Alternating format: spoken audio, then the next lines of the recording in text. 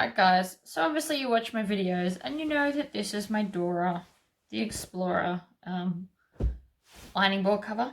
It's reversible and I have managed to destroy both sides of this. So mainly if you look here, this is vinyl that I accidentally burnt a bag with my iron and then wiped it on here. And this has been hot washed and won't come off. So it's time for a new one. So firstly, when picking fabrics, I like to pick thicker things. So this is a drill, and I also picked this because it's dark. So it's not going to look as gross as quickly, which I kind of like the idea of since I do videos. And then this one here is an upholstery weight cotton.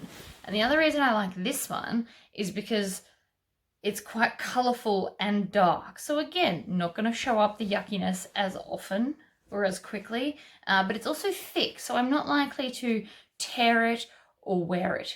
Wear and tear. There you go. So I don't know. I just like to use thicker stuff. I'm sure you can use cottons and things. I just don't. Anyway, so the way that I do this, because my ironing board is huge, so you can't just go and buy another cover. So what I like to do is I lay out the fabric on my table, which is why you're looking at the table. Then I take my ironing board cover and stick it in the middle. So I need to make sure this one's actually a little bit small for what I need. So if you want to, you can actually cut off your elastic. So if you've got like a one that fits perfectly, just cut your elastic off. If you rip it, it should actually rip off pretty easily. Look at me go. So I actually need to make mine a little bit bigger because when I made this, I didn't have quite enough to tuck under comfortably. So if you rip off your elastic like so, A, this is stretchy enough, I could probably get away with using it again. And B, this will now lay flat for you. So all I have to do now is cut it just slightly bigger than I already have it. Because, like I said, this one's just like this much, so probably like an inch, too small all the way around. So that's what I'm going to do. Now I'm not drawing it, I'm literally just going to hack at the fabric. And I'm giving myself an extra 2 inches in case I botch anything. So I'm just holding this and chopping around.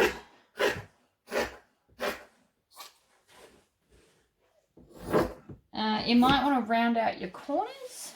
Then you just slide it so you can get to the other side.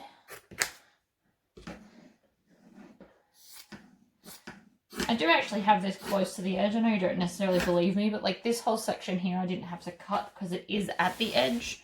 So I'm not really wasting fabric. I'm just also making sure it's going to fit this time. Right. I'm going to pop that down there. Don't watch me do that.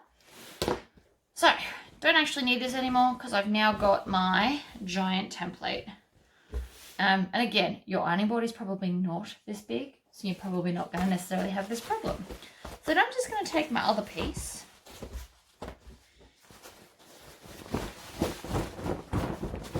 Which is kind of cool. It's fun skeletons.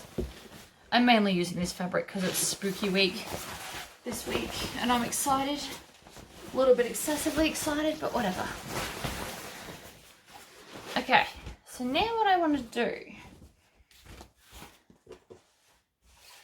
is think about which way I want my skeletons to sit. And they're going to be towards the pointy end because why not? And then I'm actually going to line this edge up with my selvage edge because this is going to have elastic anyway, so therefore I don't care. If you do care, just move it off the selvage edge and lay it out flat. Now I've put wrong sides together because this is how it's going to sit. So on my other one, I've got my squishy stuff on the inside and then I overlock them all together. So I'm going to do the same thing again because this was quite effective for me. If you don't want to do it this way, you can sew them right sides together and turn it inside out. I just don't really see the need for an ironing board cover. But it can be done, especially if your room's quite decorative. Okay, shift it down. I know you can't really see what I'm doing because this thing's huge.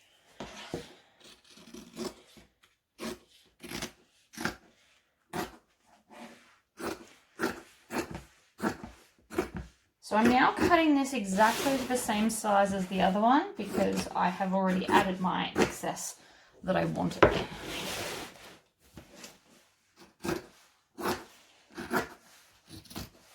But I also want these to line up as best as possible, so. And again, you can tell I'm not actually ruling any of this, I can just cut it.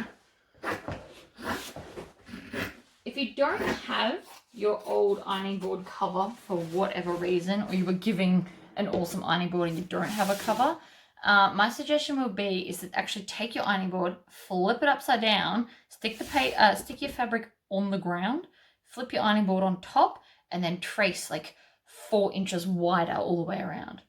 That's a really good way to do it too. Okay, let me get the next stuff. So what I use in mine is I'm going to use basting spray because I'm lazy and don't like pinning. And this is just leftover quilt wadding that I've got. Now, quilt wadding can be quite expensive. So if you have to go out to buy it, I might suggest you buy acrylic felt instead because it's way cheaper. So I'm going to use 2 layers because I like mine squishy, and this last one lasted a really long time. Considering I do ironing pretty much every day and hubby irons his uniforms and everything, it's lasted a long time. So if your ironing board doesn't have the excessively corrugated stuff, you could probably just get away with 1 layer of this, but mine does, so I'm going to need 2. So I'm literally just going to fold this in half, making sure it's going to be big enough for my piece of fabric. And again, I won't actually be wasting any of this because I use this in other clutches and things.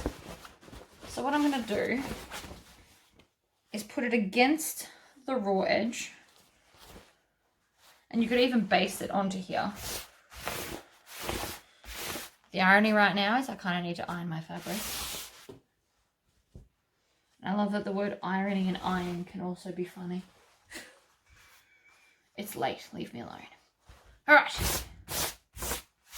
So that's now against this edge here. And so now I just need to make sure that it's all going to have, so I've got a bit cut out here. So I'm actually going to need to move mine down, which again is not the end of the world. We just shuffle down. This is also possibly easier on the floor. Probably should have done it there. Although I do like my giant cutting table.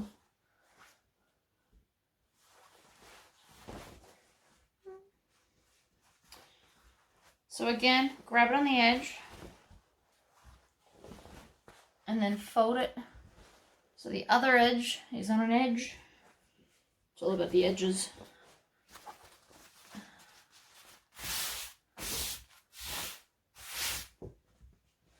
Alright, so I've missed just a little bit, so I've got to shuffle it over. So I'm just going to pull it up and then lift and over.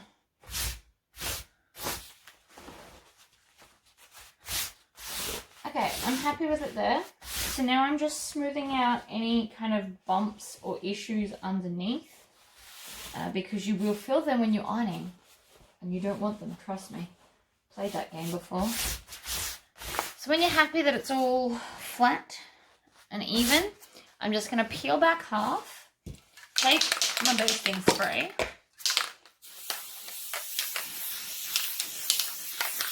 and spray a bunch of it on, and then from here I'm going to smooth it out.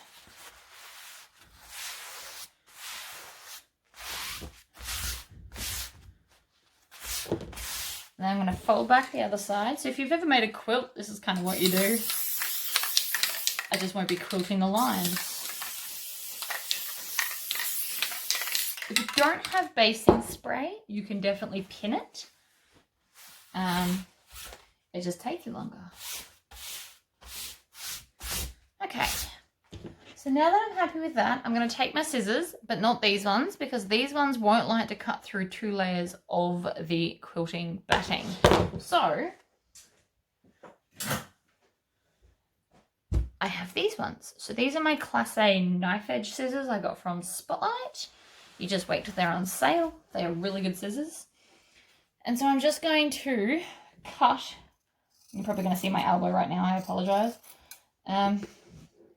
So I want this now to match up with the skeleton fabric.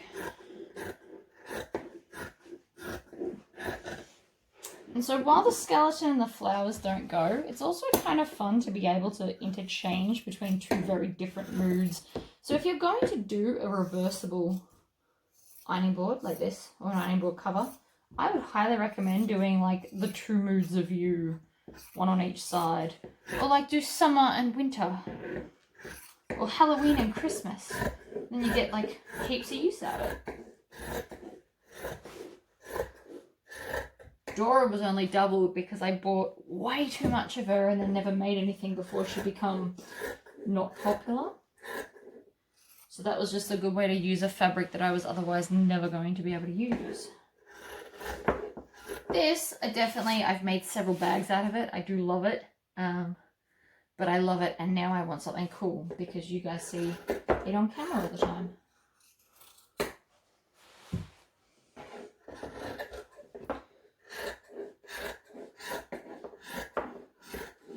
So I won't be throwing this bit out either, by the way. It's going to get used in wristlets and clutches. So instead of using fusible fleece, I sometimes use this. Not because I don't want to use fusible fleece. I have like a roll of it behind me. It's just that I don't like to waste it. And it gives just a nice amount of padding, and I've already got the basting spray. Now I've done a bit of a hack job, as you can see, but you can just trim that back, so that's right. I was too busy talking to you. So then, flip her over, and we're going to do the same thing. Now that had a bit of a ripple, so this is now a little bit too long again. So I'm just going to trim it down, but I can see the other layer through it, so we're okay. So this is why we check. I also just haven't split that in half. That's where the fold is. There we go. Okay, so again, before we spray the basting spray down, because it is quite sticky, I would highly recommend laying it on top where you want it, because it's much easier to do that way.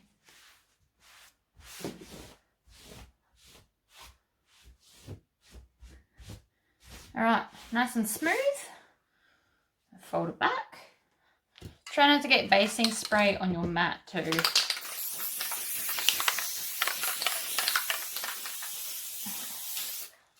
It's super annoying to get off. And it collects dust, so then it just looks like a dirty spot on your mat. All right, smooth it out. Other side. Get rid of that bit.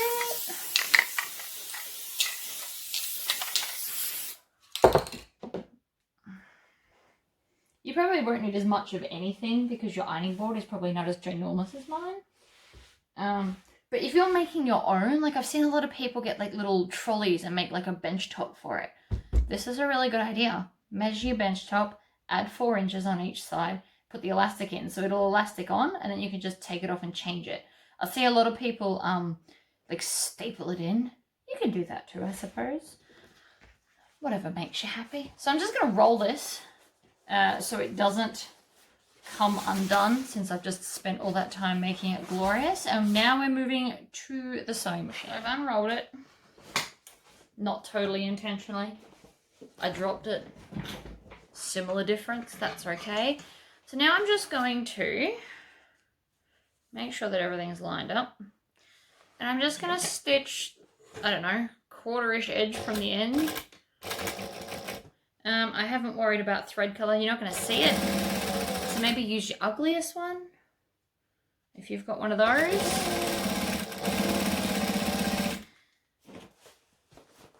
If you're on a domestic machine, I would probably suggest putting in your walking foot if you've got one, because technically you are quilting. You don't want it to shift more than is necessary.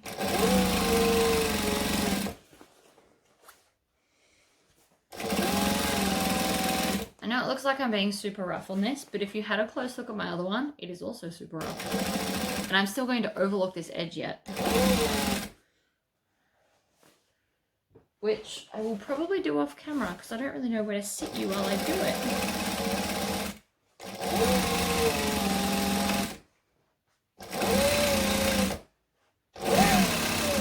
So I'm just stopping and readjusting each time because this isn't a walking foot and it's falling off my table, to make sure that I don't get you guys and knock the camera over. That's also not fun. By the way, it's like 9:30 at night right now. I just really want an ironing board cover.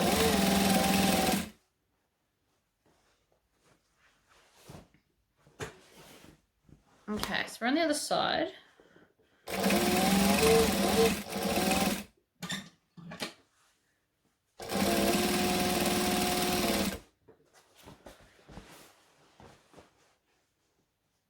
As you can see, mine's like shifting a little bit. But that's okay. Should have done this on the walking foot machine, is the official moral of this story.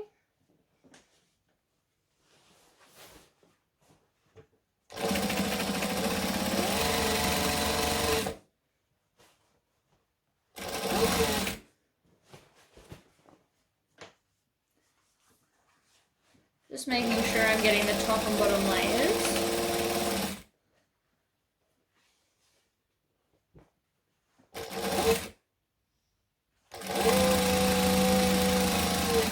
And the reason that we stitch it before we overlock it is because the overlocker is probably going to try and shift it even more.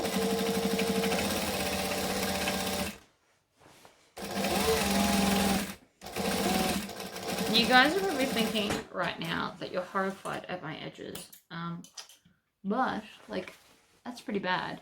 But A, it's an ironing board cover, you won't see it, and B, I'm gonna overlock it in a second and make it all pretty.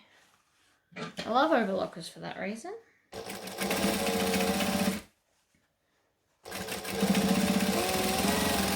So this edge didn't catch, as you can tell, so I'm just going back over it, because I want it held together while I overlock. So if you're doing one that you want to be a lot neater, I highly suggest Wonder Clips.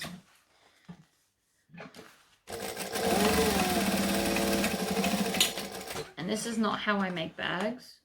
It's just how I make our ironing board covers. And if I was making it for somebody else, I promise it would probably be a lot neater than this. All right. To the overlocker. So I know it's not the best angle because you can't see in, but there's literally nowhere else to sit you. And I thought you might want to like kind of watch. So this is obviously an industrial one, so I've got a foot pedal that lifts my foot, and then another one that like a normal pedal. So this is technically a 5-threading overlocker. So it can actually stitch a line and do a 3-thread overlock at the same time, but I never set the straight line up because it's more like a loop stitch and I don't think it's very strong. So now all I'm doing is very slowly and carefully, and I've done a little bit, see how my edge is suddenly beautiful? I told you the overlocker will fix all the bad. So I'm just going slowly though, because I don't want one side to pull more than the other, and I don't want anything to catch, and then I'll have a hole right in the middle, and so it won't be double-sided.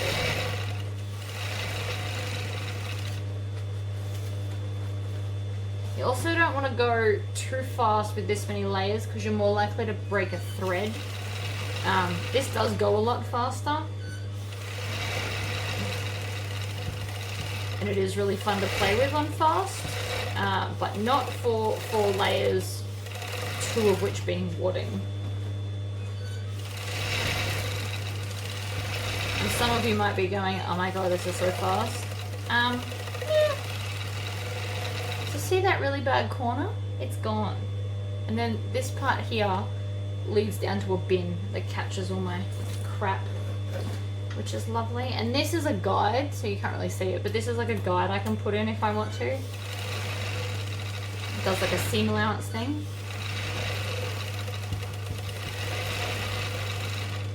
Alright, so I'm back to the start, so I'm just going to go over a little bit and then pull it out and chop it off. And so now it's all beautiful around the edges. So now we're up to elastic. You can hear the rotary motor whirring down. So I've just got here some braided elastic. I just raided my cupboard and I had like this roll. It is 1/2 inch or 12 mil. Doesn't really matter. The last one that I was chopping off before was 1 inch wide. It's just whatever I have on hand at the time because I'm not super worried. Now with this, I'm just going to leave the same thread in again. You're going to see the elastic on one side. It doesn't really matter which side, I guess. It's also at the edge and gets tucked under. So I'm, again, not super worried. What I am going to do though, is I've changed my stitch length to a 4 because I don't have, this is only a straight stitch machine. So if you're using your domestic, there should be like a dotted zigzag looking one that is designed specifically for elastic. So if you have that, please use that to stitch your elastic on. I just don't, so I won't be. So I'm using a really long stitch to help with the stretching. So I've done a couple of stitches forward and back to lock it all in, and then I'm just gonna pull on the elastic. So you don't want to pull it as hard as it'll go. You probably want to pull it like half or 3/4 of that. And I'm just gonna hold it on the edge and stretch. And then what I do is I pinch. So once I've pulled this, I then grab the elastic and pinch it together. So that then has to go between that space. So it's like a lot of starting and stopping, but we're on a longer stitch length, so it's quicker.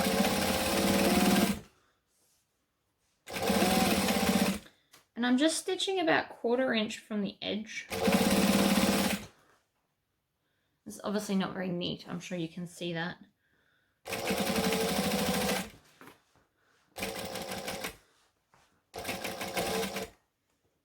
I just ran out of bobbin thread. I think I'm about to. Also, don't let the weight of this kind of run it off the table. I don't think this is going to be enough elastic, but that's okay too.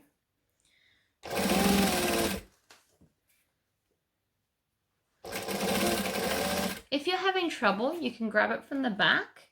So if I'm pinching with this hand, and then I can help pull it through if it doesn't want to move the way you want it to.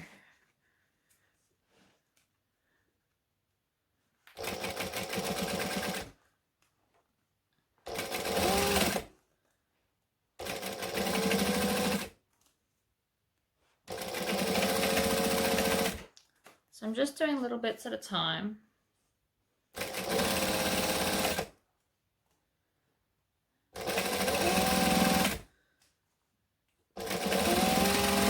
Really hoping I have more of this elastic, but knowing my luck, I don't. But if you can see here, it is gathering it. So when I put this over the ironing board, see how it's going to grab the corner? That's all I need. It doesn't need to be like insanely tight because that won't be fun to put on and off. You also want elastic though, so it doesn't just fall off. It's like a happy medium. Another option that you could be doing here is doing like a loop of fabric, and you can put in a drawstring, then you can skip the elastic problem. You can make it as tight as you like.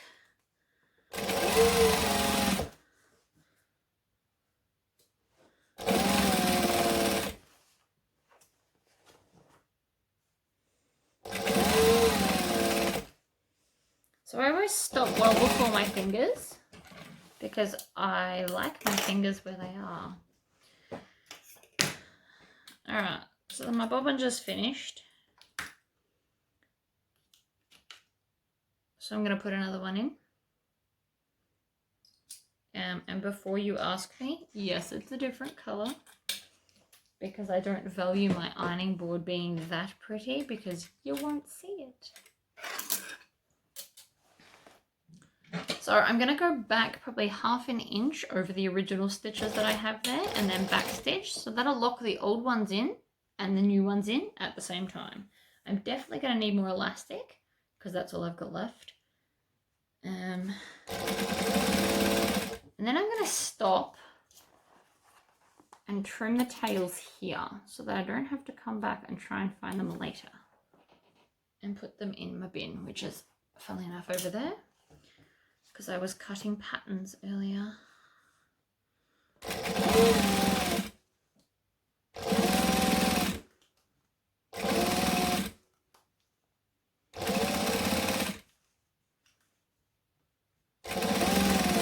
Okay, so I am actually going to do all the way to the end of this elastic, then I'll get off my butt and go get some more.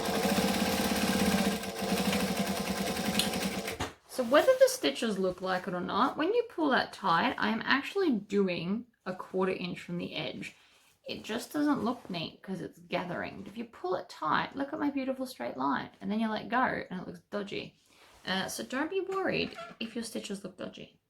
All right, I'm gonna hit pause, get some more elastic. As luck would have it, I had another one. So doesn't matter so much on this ironing board, but just for, you know, further information, when using elastic in clothing, pre-stretch it to its fullness and then let it go back. Because I don't know if you can tell, but that's already bigger than it was.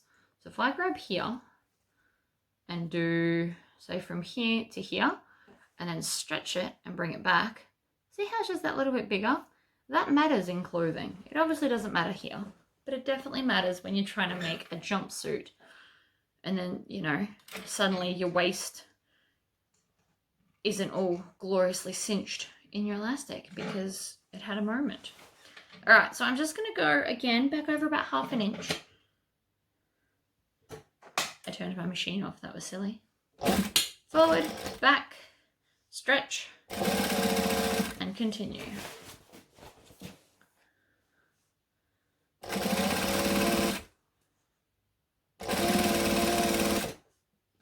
Always try and stop with your needle down, so if you pull this too much, it can't move.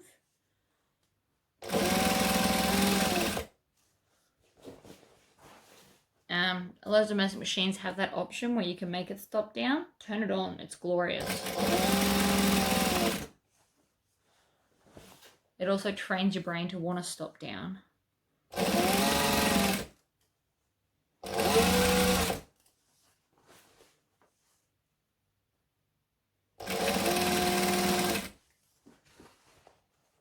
Alright, so I've got some tails here that I'm going to chop off right now. Throw them over towards the bin. I've probably missed, but such is life. Alright, so again, I'm going to go over about 1/2 inch and then backstitch. And then pull it out, trim, and then I can just cut that off with my snips. And I don't know if you can tell, but that's quite gathery. So let's go put it on the ironing board, see if it fits. So I always start with this end because this end's the end that's got my issues. There's actually like a big metal spike right in the middle that prevents me putting it from all the way on, but that's okay. So then, I don't know if you saw how gloriously easy that was, but I'm happy. So this will sit up a little bit again because I can't actually tuck it all the way under. But that's gripping all the way around. See? It flicks back. I like it. And so then, reverse it.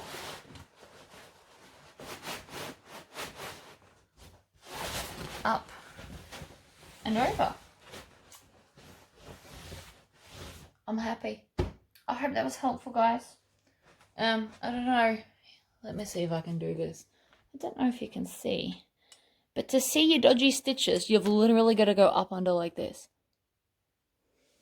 And they're not so much dodgy as the elastic is gathered. So you could do it.